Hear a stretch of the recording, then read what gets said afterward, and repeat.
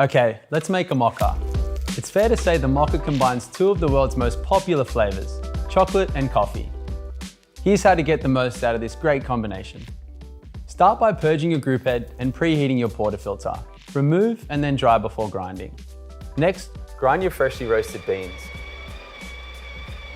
Give the portafilter a few taps like this to settle the grounds before tamping on a level surface.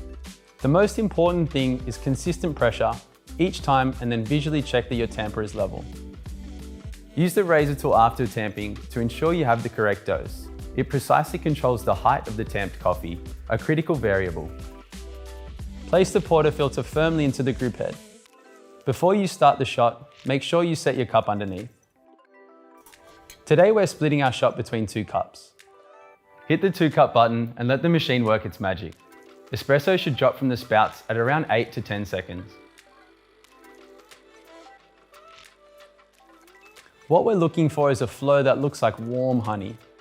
This machine has automatic milk texturing, so it can easily get the right amount of microfoam and steam to the right temperature hands-free, but I'm going to show you how to do it manually.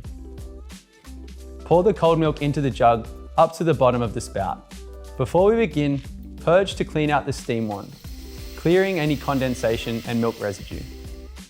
Place the steam wand around ½ an inch into the milk and open the steam valve so it draws air from near the milk surface. Lower the jug after a few seconds to introduce air to the surface of the milk, and remember, if it screeches, lower the jug further. The key here is to focus on texture first and then get the temperature.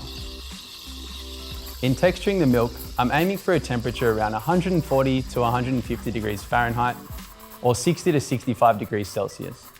A good manual indicator would be when the jug becomes too hot to touch. For non-dairy, I would recommend not going over 130 degrees Fahrenheit or 55 degrees Celsius, as the milk can start to separate or curdle. This is what we're looking for, a velvety and silky smooth texture.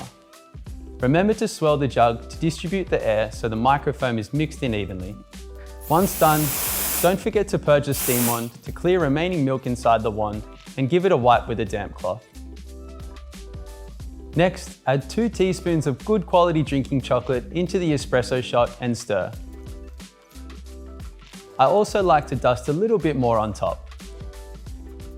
Now pour the textured milk into the mix and watch the heavenly blend come together. And that's how you make a cafe quality mocha at home. Enjoy.